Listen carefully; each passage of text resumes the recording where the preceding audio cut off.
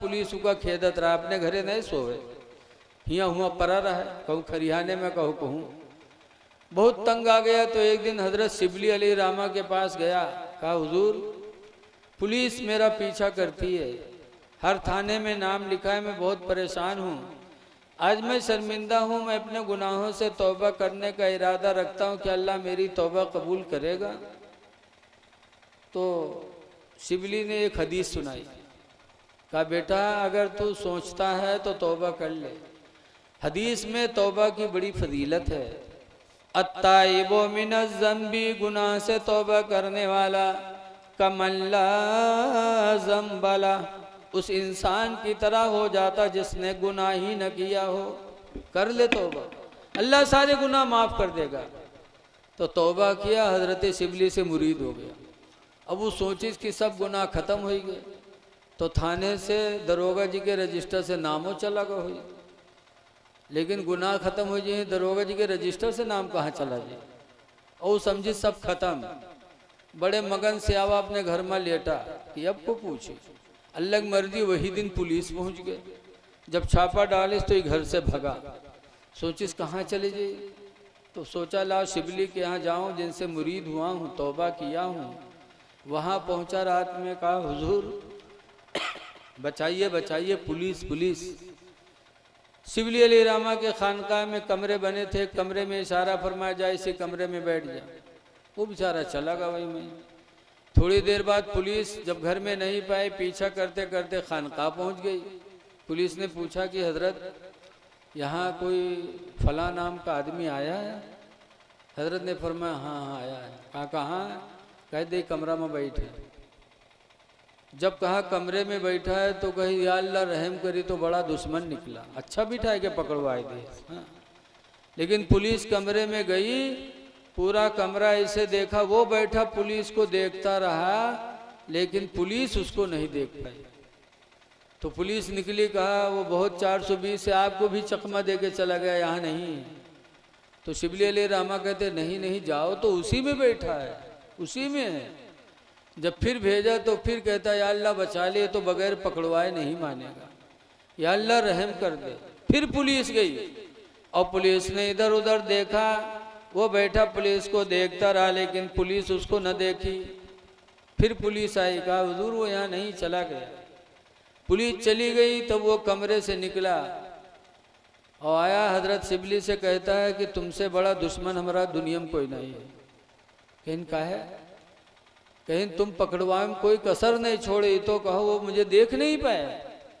तो हजरत शिबली फरमाते बेटा वो मेरे सच बोलने की बरकत थी, मैंने सच बयान दे दिया, तो अल्लाह ताला ने सच्चाई की बरकत से तुझे पुलिस की निगाहों से छुपा लिया। अगर मैं झूठ बोला होता तो यकीनन पुलिस तुझे पकड़ लेती, तो पुलिस की मार तेरे ऊपर पड़ती और मैं झूठ बोलने की वजह से जहन्नम में जाता। सच बोली बोली जिसकी वजह से अल्लाह ताला ने तुझे पुलिस की निगाहों से छुपा लिया। पता चला सच्चाई में बड़ी बरकत है। एक गुनहगार इंसान तौबा करके सिद्क दिल से एक अल्लाह के वली का दामन पकड़ लिया, तो पुलिस की मार से अल्लाह ने उसे बचा लिया। अगर हम सच्चे दिल से अपने नबी से मोहब्बत करेंगे तो इंशाअल्लाह दुनिया में भी बलाओं से बचेंगे और आखिरत में अदाब के फरिश्तों से भी बचेंगे। आला हजरत इमाम अहले सुन्नत फरमाते हैं कि ढूंढा ही करें सदुर क़यामत में सिपाही, या रसूल अल्लाह ढूंढा ही करें सदुर क़यामत में सिपाही, वो किसको मिले जो तेरे दामन में छुपा हो। तो अपने नबी से सच्ची मोहब्बत करो, अपने पीर से सच्चा लगाव पैदा करो, इंशाअल्लाह इनकी निगाहें हम पर तुम पर रहेंगी तो दुनिया भी अच्छी होगी, आखिरत भी अच्छी होगी। आखिरी गुजारिश कि अल्लाह की रोज़ी खाते हैं, तरह तरह की अल्लाह नेमतें खिला रहा है, तो उसका हम शुक्र ज़रूर अदा करें। और शुक्र अदा करने का बेहतर तरीका यही है कि हम नमाज पढ़ें, अपने चेहरों पे दाढ़ी रखा लें, इसलिए कि दाढ़ी कब्र में नूर का सहारा है। हदीस में है जिसके चेहरे पे दाढ़ी होगी उसकी कब्र मुनव्वर होगी। दाढ़ी मुसलमान की निशानी है, इसीलिए सरकार ने फरमाया था वाफ़ुस्सवारिब, ऐ मेरे मानने वालों तुम मोछों को कतरवा डालो, वाफुल्लुहा, और दाढ़ी को बढ़ा लो। ये हुक्म मेरे नबी ने मुसलमानों ही के लिए कहा था। ऐ मुसलमानों, शाम मिली है, सुबह मिले कि न मिले, सुबह मिले तो शाम मिले कि न मिले, इसलिए मौत को याद करके अपने चेहरों पे दाढ़ियां सजा लो, ताकि दुनिया से जाओ तो मुसलमान बन के जाओ। अल्लाह की नेमतों का शुक्र अदा करो। आला हजरत फरमाते हैं कि रिज़्क़े खुदा खाया किया और फरमाने हक टाला किया। अल्लाह की रोज़ी हम खा रहे हैं और अल्लाह का फरमान टाल रहे हैं। रिज़्क़े खुदा खाया किया और फरमाने हक टाला किया, और शर्म नबी खौफे खुदा ये भी नहीं वो भी नहीं। एक हदीस में अनुसामत अपनी ज़ैदिन, हज़रत उसामा बिन ज़ैद से रवायत है, काला काला रसूलुल्लाह, उसामा बिन ज़ैद कहते हैं कि अल्लाह के रसूल ने इरशाद फरमाया मा तरक्तु मिन बादी फितना, हुज़ूर फरमाते मैंने अपने बाद कोई फितना नहीं छोड़ा। अदर्र अला रिजाल मिनन निसा, जो ज़्यादा नुकसान हो, सबसे ज़्यादा नुकसान देह फितना। सरकार फरमाते मेरे बाद कोई फितना नहीं है, मैंने कोई फितना नहीं छोड़ा मगर एक है, वो क्या है कि अदर्र अला रिजाल मिनन निसा, जो मर्दों पर ज़्यादा नुकसान देह है औरतों की वजह से, कि औरतों का फितना मेरे बाद ज़्यादा होगा। सरकार के ज़माने में औरतों का फितना नहीं था, क्योंकि सरकार की बरकत से औरतों के दिल भी पाक साफ थे। अब सरकार के बाद फरमाते हैं कि मर्दों पर सबसे बड़ा फितना औरतों का होगा। आज औरतों की वजह से आदमी फितनों में मुब्तला है। औरत की वजह से भाई से रिश्ता ख़त्म, औरत की वजह से बहन से रिश्ता ख़त्म, औरत की वजह से माँ बाप से रिश्ता ख़त्म। इसीलिए कुरान करीम सूरह तगाबुन में दो दुश्मन बताए गए, गए लोगों तुम्हारे दो दुश्मन हैं, उनसे होशियार रहना। वो कौन दो दुश्मन हैं? अल्लाह ने कुरान में फरमाया या अय्युहल्लज़ीना आमनू, ईमान वालो, इन्ना मिन अज़वाजिकुम व औलादिकुम, बेशक तुम्हारी बीवियाँ और तुम्हारे लड़के, अदुव्वल लकुम, ये दोनों तुम्हारे दुश्मन हैं। कुरान ने कहा बीवी दुश्मन, कुरान ने कहा औलाद दुश्मन। आज बीवी के चक्कर में आके हम लोगों से ताल्लुकात ख़त्म करते हैं और औलाद के चक्कर में आकर के हम हराम और हलाल का फ़र्क ख़त्म कर रहे हैं। हमारी औलाद आज गलत रास्ते पे जा रही है, शराब पी रही है, हम औलाद की मोहब्बत में औलाद को नहीं मना करते। जुआ खेल रही है हमारी औलाद, हम मोहब्बत में नहीं मना करते कि हमारी औलाद है।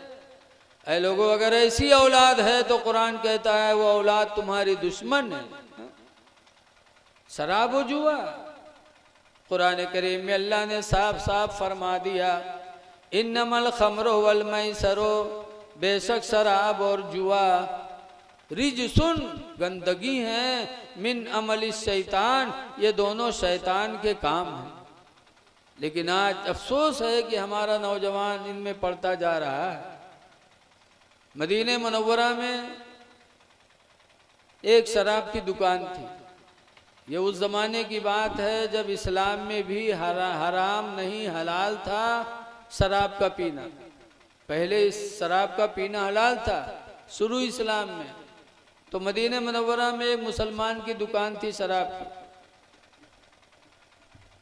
गए थे मुल्क शाम और 7 ऊँटों पर 7 घड़ों में शराब लाद कर मदीना आए। और जब मदीना पहुँचे तो पता चला शराब हराम हो गई। जब पता चला शराब हराम हुई तो हुजूर के पास गए, कहने लगे अल्लाह के रसूल शराब हराम हो गई? कहा हराम हो गई तो मैं पीऊँगा नहीं, लेकिन मैं बेचने के लिए मुल्क शाम से लाया हूँ 7 ऊँटों पर, तो क्या मैं बेच सकता हूँ? सरकार ने फरमाया इज़ा हुर्रिमा शुर्बुहु, जब उसका पीना हराम कर दिया गया, फहुर्रिमा बैउहु, तो उसकी तिजारत भी हराम हो गई। जब सुना तिजारत हराम हो गई, वो मुसलमान थे, अल्लाह और उसके रसूल की फर्मा बरदारी ही में कामयाबी समझते थे, तो गए और 7 ऊँटों पर लदे हुए शराब के मिटकों को सड़कों पर ऐसे फेंक दिया। मिटके भी फूट गए, शराब बह गई, एक कतरा भी न इस्तेमाल किया न बेचा, क्योंकि अल्लाह और उसके रसूल की फर्मा बरदारी ही में कामयाबी थी। अल्लाह रसूल ने जो हुक्म दिया उसी में हमारी कामयाबी हो सकती है। ऐ लोगों, सहाबे किराम के नक्शे कदम को अपनाओ। सरकार फरमाते हैं सहाबी कन्नुजूम, मेरे सहाबी आसमान के तारों की तरह हैं। बिअय्यिहिम इक़्तदैतुम इह्तदैतुम, मेरे सहाबा में तुम किसी एक की पैरवी करोगे तो हिदायत पा जाओगे। इसलिए शराब और जुआ से हम अपने आप को बचाएं। एक इंसान दूसरे इंसान को तकलीफ न दे। सरकार से एक दफ़ा पूछा गया अल्लाह के रसूल, क़यामत में अल्लाह के नज़दीक सबसे महबूब बंदा कौन होगा? अल्लाह सबसे ज़्यादा मोहब्बत किससे करेगा? तो सरकार ने फरमाया कि क़यामत में अल्लाह के नज़दीक सबसे महबूब बंदा वही होगा जो लोगों के दिलों को खुश करता होगा।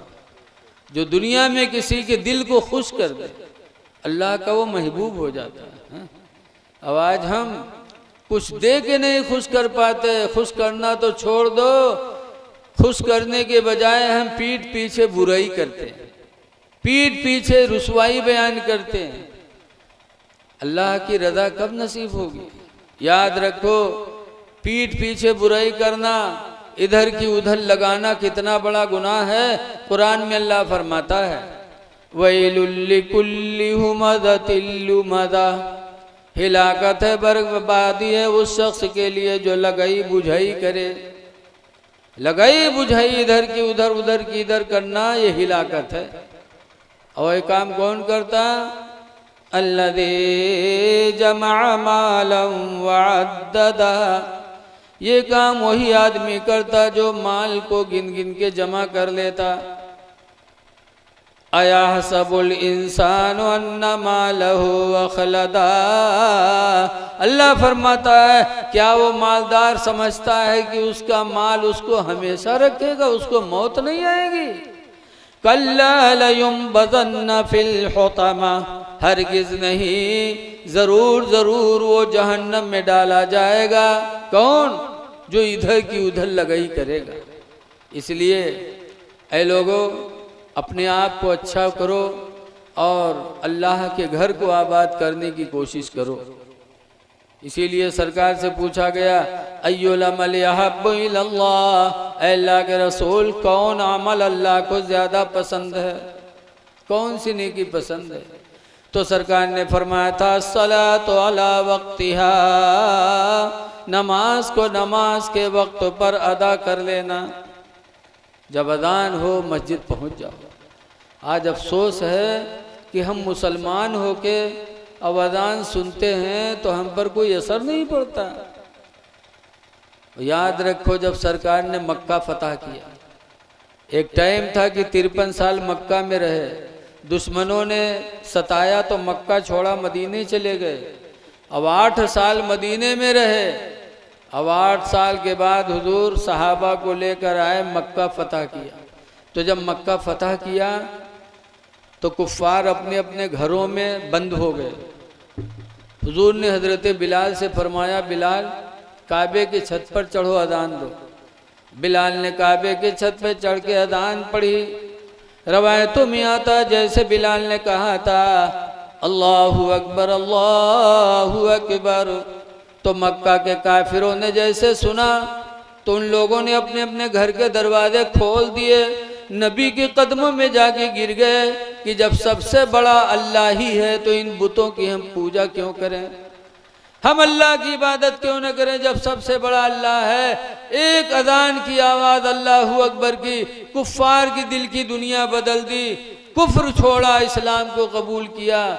और आज हम मुसलमान हैं कि अजान सुनते हैं तो हमारे दिल पे असर ही नहीं पड़ता। ऐ लोगों, मस्जिदों को आबाद करो, नमाजों की पाबंदी करो, इंशाअल्लाह नमाज पढ़ोगे तो बुराइयों से बचोगे और अल्लाह के नेक बंदे माने जाओगे। और नमाज की बरकत से अल्लाह ताला तुम्हें लोगों के दिलों में इज्जत अता करेगा और ऐसी इज्जत देगा कि कभी आप सोच नहीं सकते। रसूल करीम सल्लल्लाहु अलैहि वसल्लम के विसाल के वक्त हज़रत आयशा कहती हैं कि तसले में पानी भरा हुआ था, हजूर उस तसले के पानी में ऐसे हाथ डालते थे, ऐसे आखिरी वक्त था सरकार का, तसले में पानी था, पानी में सरकार ऐसे हाथ डालते ऐसे कहते। और फरमाया था, बुखारी की हदीस में है कि लोगों मैं तो जा रहा हूँ लेकिन दो चीज़ों का ख्याल रखना, अस्सलाह, नमाज का ख्याल रखना, नमाज न छूटने पाए, वमा मलकत ऐमानुकुम, और अपने मातहतों का ख्याल रखना, मातहतों का, कि जो तुम्हारे मातहत हों उनका ख्याल रखना, उन पर जुल्म न करना। मातहत में जानवर भी आ गए, मातहत में नौकर भी आ गए, मातहत में बीवी भी आ गई। सरकार ने फरमाया था इन पर कभी जुल्म न करना और नमाज को न छोड़ना। तो ऐ लोगों, अपने नबी की वसीयत को याद रखो, इसलिए कि नबी से ज्यादा मोहब्बत हमसे तुमसे कौन करने वाला। सरकार दुनिया में भी मोहब्बत करते थे और इंशाअल्लाह मरने के बाद भी हमसे तुमसे मोहब्बत करेंगे। कब्र में जब कोई न होगा तो सरकार तशरीफ लाएंगे। आला हजरत फरमाते हैं कि कब्र में लहराएंगे ता हशर चश्मे नूर के, कब्र में लहराएंगे ता हशर चश्मे नूर के, और जलवा फरमा होगी जब तलअत रसूलुल्लाह की, जलवा फरमा होगी जब तलअत रसूलुल्लाह के। वो जहन्नम में गया जो उनसे मुस्तगनी हुआ, वो जहन्नम में गया जो उनसे मुस्तगनी हुआ, है खलीलुल्लाह को हाजत रसूलुल्लाह की। जो कुछ मिला सब नबी से मिला। ला वो रब्बिल अर्श जिसको जो मिला उनसे मिला, ला वो रब्बिल अर्श जिसको जो मिला उनसे मिला, और बटती है कौनैन में नेमत रसूलुल्लाह की। सारी नेमतें रसूलुल्लाह की हैं। तो उन्होंने चलते चलते वसीयत किया था कि दो चीज़ का ख्याल रखना, एक तो नमाज का और दूसरे अपने मातहतों का। लेकिन अफसोस है कि आज हम नमाज भी छोड़ रहे हैं और अपने मातहतों पर जुल्म भी कर रहे हैं। मजदूर रखेंगे तो सोचेंगे कि 12 घंटा ही बैठे ना, तनिक अगर बैठ गए तो गए उठ काहे बैठ गए रे। अरे तुम्हारा मातहत है, नबी फरमाते उस पर रहम करो। नौकर से उतना काम न लो कि वो मुसीबत में पड़ जाए। मजदूर से इतना काम न लो कि वो मुसीबत में पड़ जाए।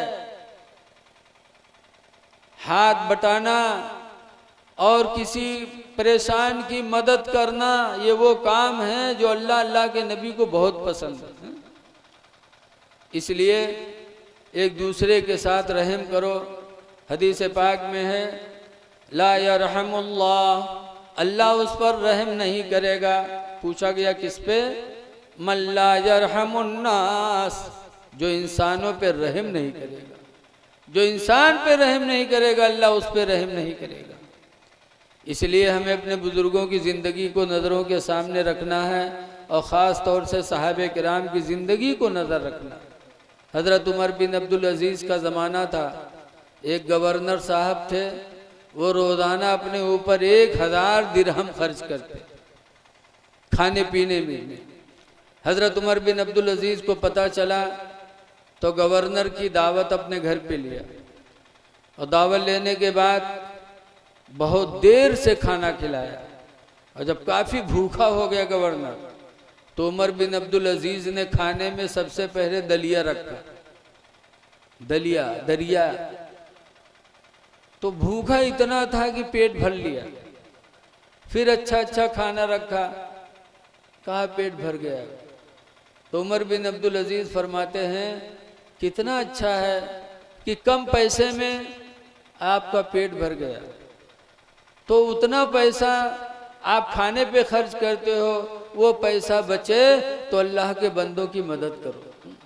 क्यों इतना पैसा अपने खाने पर खर्च करते हो? कम से कम में अपनी ज़िंदगी गुजारने की कोशिश करो।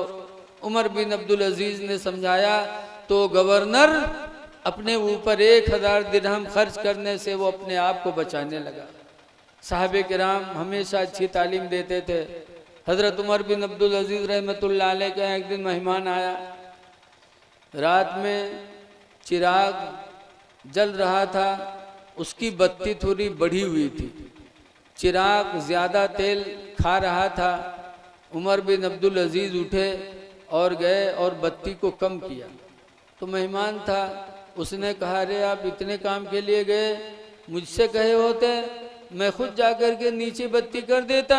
उमर बिन अब्दुल अजीज़ कहते हैं, रसूलुल्लाह सल्लल्लाहु अलैहि वसल्लम ने हम लोगों को यही तालीम दी है कि अपना काम ज़्यादातर अपने हाथ से किया करो, अपने हाथ से काम करो अपना काम। इसीलिए अबू आमिर कहते हैं, हज़रत अबू आमिर रसूलुल्लाह के घर गए तो देखा सरकार अपने जूते को सिल रहे हैं। अबू आमिर कहते हैं, अल्लाह के रसूल हमको दीजिए, आप करेंगे? तो सरकार फरमाते हैं, मैं अपना काम खुद से करता हूँ, मैं किसी पर बोझ बनना गवारा नहीं करता। इसलिए लोगों, अपना काम अपने हाथ से करो। लेकिन आज देखा जाता है कि पतोहिया घर में आई, जैसे शादी हुई पतोहिया आई, बस घर भर अपन कपड़ा उतार डायरे लगी। सास ससुर देवर जेठ सब अपन कपड़ा उतार डरे। वही में नंदा उतराए लागत, नंदवा उठा अपन सलवार जंपर फेंके लागत। बता, अरे वो धोबिन हुए लेके आए कि पतोहिया लेके आए। अपना काम अपने हाथ से करो, अपने हाथ से करोगे तो नबी की सुन्नत का सवाब पाओगे और किसी पर बोझ नहीं होगा। आज बहू घर में आती है तो मजलूम बन के रहती है, घर भर का कपड़ा धुले, घर भर को खाना ले जाके दे, नाश्ता बना के दे, लगता है वो इंसान नहीं कोई मशीन है। अगर सुबह कहूँ आंख लग गए सोए गए तो न पूछो, अपन बिटिया सोई जाए तो कहूँ नाम न ले, और पतोहिया अगर कहूँ सोए गए तो वह बुढ़िया डाइन सास मोहल्ला में घूम घूम कही, हमरे यहाँ भैंसिया तो आखिर नहीं खुलत, हमरे यहाँ भैंसिया तो सोए करे थे 10 बजे दिन। बताओ, अपनी बहू को भैंस कहती हैं। अरे तुम्हारी बच्ची सो रही है तो किसी को पता नहीं, और बहू सो जाए तो पूरा मोहल्ला गंदा जाए। ऐ लोगों, मजलूम न बनाओ। वो भी एक घर छोड़ के आई है, माँ को छोड़ के आई है, उस घर में उसे माँ को प्यार मिलना चाहिए। बाप को छोड़कर आई है, बाप का प्यार मिलना चाहिए। इसलिए हमें और आपको चाहिए कि अपने मातहतों पे रहम करें ताकि खुदा हम पर रहम फरमाए। साहबे किराम ने फिर पूछा, अल्लाह के रसूल नमाज हो गई, नमाज के बाद सुम्मायुल अमल यहब्बु इलल्लाह, अल्लाह के रसूल नमाज के बाद कौन अमल सबको अल्लाह को प्यारा है? सरकार ने फरमाया बिर्रुल वालिदैन, माँ बाप की खिदमत, माँ बाप की फर्मा बरदारी। नमाज के बाद अगर कोई इबादत अल्लाह को पसंद है तो माँ बाप की खिदमत है। इसलिए माँ बाप जिंदा हों तो अल्लाह से दुआ करो कि अल्लाह उनकी उम्रों में बरकत फरमाए, इसलिए कि जब तक माँ बाप जिंदा रहेंगे उनको देखोगे तो इबादत का सवाब। हदीस पाक में मन नज़रा वजहल वालिदैन नज़रत रहमा, जिसने माँ बाप के चेहरे पर रहमत की निगाह डाली, फ़कतब अल्लाहु लहू बिकुल्ल नज़रतिन हज्जतम मबरूरा, तो अल्लाह ताला उसको हर नजर रहमत के बदले में हज मकबूल का सवाब अता फरमाएगा। हज मकबूल। आज हाजी हज करके आते हैं 5 लाख रुपया लगा के, लेकिन कोई दावा नहीं कर सकता कि मेरा हज कबूल हो गया। लेकिन नबी कहते हैं जिसने माँ बाप का चेहरा मोहब्बत से देखा तो अल्लाह उसको हज मकबूल का सवाब अता करता है। साहबे ने पूछा लौ नज़रा फी कुल्ले यौमी मियता मर्रा, अल्लाह के रसूल अगर कोई रोजाना अपने माँ बाप को 100 मरतबा देखे तो? हुजूर फरमाते नाम अल्लाहु अकबर वातियबो, हाँ हाँ अल्लाह बहुत बड़ा है, अल्लाह मजबूर नहीं है। तुम दिन भर में 100 मरतबा अपने माँ बाप को रहमत की निगाह से देखोगे तो अल्लाह ताला रोजाना तुम्हें 100 हज मकबूल का सवाब अता फरमाएगा। इसलिए माँ बाप जिंदा हो तो उनकी उम्र में बरकत की दुआएं मांगो, उनकी फर्मा बरदारी करो। आप कितनों भी बड़े मर्तबे वाले हो जाओ, प्रधान बन जाओ, मौलाना बन जाओ, गवर्नर बन जाओ, लेकिन माँ बाप की खिदमत और माँ बाप की ताज़ीम हर हाल में ज़रूरी है।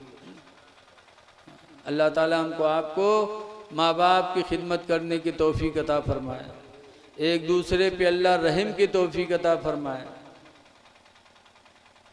देखिए आज का दौर बड़ा नाजुक दौर है।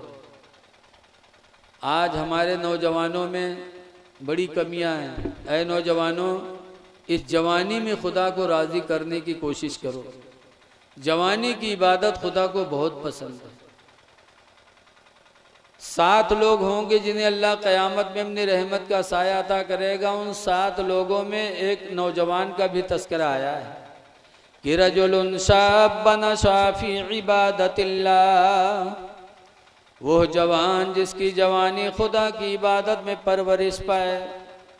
जवानी में जो खुदा की इबादत करेगा अल्लाह क़यामत के दिन उसे अपनी रहमत का साया नसीब करेगा। इसलिए लोगों, ऐ नौजवानों, इस जवानी में खुदा रसूल को राज़ी करो।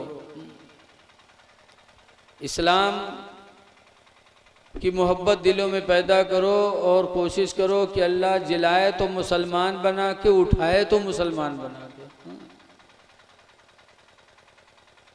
इसीलिए हदीस में बताया गया मूतू क़ब्ल अन तमूत, मर जाओ इससे पहले कि मरो। तो मर जाओ, हुजूर फरमाते मूतू क़ब्ल अन तमूत, मरो मरने से पहले। मतलब ये है कि मरने से पहले मर जाओ, यानी अपने आप को बिल्कुल इस्लामी सांचे में ढाल लो, अपने नफ्स को बुराइयों से बचा लो। तो इसलिए हम मरने से पहले मरने की तैयारी कर लें, इसलिए कि मौत बरहक है। आज आदमी मरता है तो लोग रोते हैं। बाप मरी या बीवी मरी तो भों भों रोई हैं, ऐसा रोई है सीना पिटियाँ लागत है साथे इन्हू चल दे। और तीसरे दिन संयुम करी हैं और लोगन का बुलाई है, ऐसी दावत चहल पहल, ठंडा पे ठंडा, सिगरेट पे सिगरेट, 2 दिन में सब गम खत्म। रोया जाता है, लेकिन याद रखो रोने से फायदा क्या होगा। आला हजरत फरमाते हैं कि आँखें रो रो के सुजाने वाले, आँखें रो रो के सुजाने वाले, आँखें रो रो के सुजाने वाले, और जाने वाले नहीं आने वाले, जाने वाले नहीं आने वाले। तो हमें दुआ करनी चाहिए कि अगर कोई दुनिया से जाता है तो अल्लाह ताला उसकी मग़फ़िरत फरमाए, और जब हम मिट्टी देने जाएं तो हमें वहाँ से नसीहत हासिल करनी चाहिए। हाय गाफिल वो क्या जगह है जहाँ, हाय गाफिल वो क्या जगह है जहाँ, पांच जाते हैं चार फिरते हैं, पांच जाते हैं चार फिरते हैं। अल्लाह ताला हमको आपको नमाज पंजगाना का पाबंद बनाए और हलाल रोज़ी अल्लाह ताला हमको तुमको अता करे, और सच्ची बोली बोलो। जो कुरान की आयत मैंने पढ़ी है कि जो अल्लाह रसूल की इताअत करेगा उससे पहले यही है, या अय्युहल्लज़ीना आमनू तक़ुल्लाह व क़ूलू क़ौलन सदीदा, ईमान वालो अच्छी बोली बोलो, युस्लिह लकुम आमालकुम, कि अच्छी बोलियों से तुम्हारे आमाल अच्छे हो जाएंगे।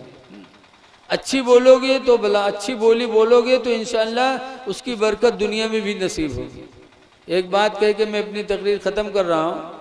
एक आदमी था बड़ा पापी, बड़ा नालायक, हर थाने में यह के नाम लिखा रहा।